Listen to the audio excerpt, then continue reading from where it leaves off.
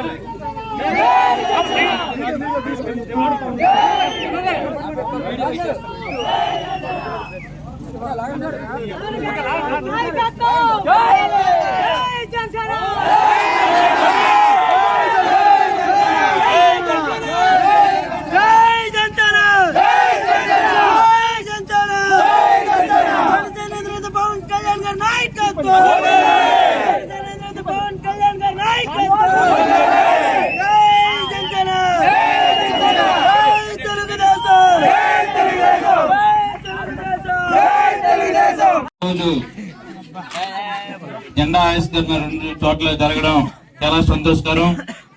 Youth లో ఉత్సాహం చూస్తే చాలా సంతోషంగా ఉంది, ఆవేశంతో ఉన్నారు. ఎందుకంటే ఎంత మారుమూల ఉన్న గిరిజన ప్రాంతాల్లో ఫస్ట్ టైం మేము రావడం. మామూలుగా ఇక్కడ పార్టీపరమైన దగ్గరలో ఎక్కడ అనుకోండి, ఇంత లోపలికి అనుకోలేదు. ఈ ఏజెన్సీలో మీరు ఎన్ని ఇబ్బందులు పడుతున్నారో మీకు కళ్ళారో చూసాం ఈరోజు. ఎందుకంటే జగన్మోహన్ రెడ్డి ప్రతి ఎమ్మెల్యేలకి చెప్పింది ఏంటంటే, ప్రతి ఇంటికి వెళ్ళి మీరు ఎన్ని పథకాలు ఇచ్చారో లిస్ట్ పెట్టి చదివి మీకు ఇన్ని ఇచ్చాం, ఇన్ని సంవత్సరానికి మీకు ఇన్ని 5 లక్షలు వస్తుంది, 4 లక్షలు వస్తుంది, 6 లక్షలు వస్తుంది అని చెప్పడం ప్రతి ఎమ్మెల్యే ఇంటికి పంపించడం జరిగింది. అయితే మరి 5 సంవత్సరాలు కూడా ఆ ఎమ్మెల్యే గాని ఆ పుష్పవాణి గారు గాని మరి 5 సంవత్సరాలు ఎంత సంపాదించారో మీరు ఒకసారి అడిగారా? మీకు అడిగే హక్కు ఉంది. ప్రతి ఎమ్మెల్యే వచ్చి మీ ఇంటికి వచ్చినప్పుడు మీకు ఇచ్చిన పథకాలు ఏవైతే ఉన్నాయో, మీకు ఏదైతే చెప్పారో, మీరు 5 సంవత్సరాలు ఎన్ని కోట్లు సంపాదించారు అడిగిన రోజే మీరు బాగుపడతారు. అడిగే హక్కు మనకి కల్పించారు అంబేద్కర్ సిద్ధాంతాలు నమ్మిన పవన్ కళ్యాణ్ గారు. ఈ రోజు అడుగుతున్నారంటే పవన్ కళ్యాణ్ గారు ధైర్యం, అతను ఇచ్చిన ధైర్యమే ఈ రోజు ప్రతి జన సైనికులు కూడా అడిగారంటే అతనిలో ఉన్న ధైర్యాన్ని మనకి ఇచ్చాడు. కాబట్టి ఈ రోజు ఇంతమంది మీరు అందరూ వచ్చి ఈ మారుమూల ఉన్న గ్రామంలో ఇంత జన సైనికులు చూడటం చాలా సంతోషకరంగా ఉంది. ఈ రోజు 30-40 కుటుంబాలు జన సైనికుల్లో కలిశారంటే, జనసేన పార్టీలో కలిశారంటే అతని మీద ఉన్న నమ్మకం.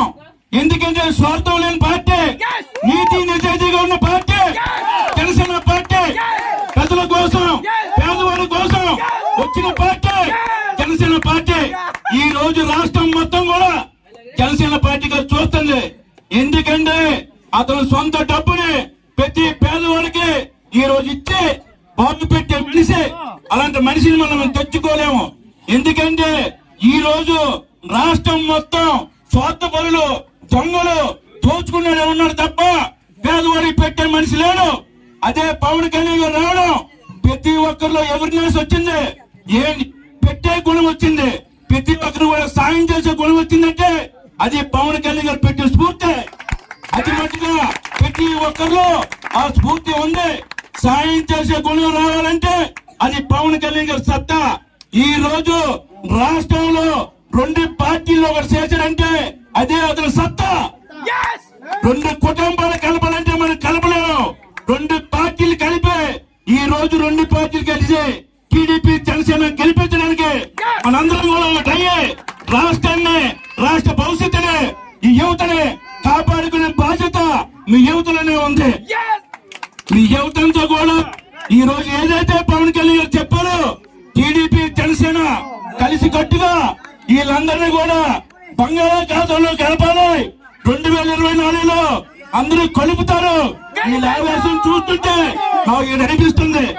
ఎందుకంటే ప్రతి జెండా వేసుకుని ఉండొచ్చు, అది కట్టే విధానం ఎక్కడో వైసీపీ మనం పెడతాం చేసి వైసీపీలు ఎక్కడ పెడతారు జెండాలు ఎగరేస్తున్నారు. కానీ ఈ రోజు నేను చూస్తున్న ఆయుష్కరణ జెండాల కింద పునాద ఎంత గట్టిగా ఉందో చూశాను. అదే గట్టితనం మీ అందరిలో ఉందనేసి భావిస్తూ మీ అందరూ కూడా జనసేన పార్టీ టీడీపీని గెలిపిస్తారనేసి పూర్తిగా నమ్ముతున్నాను.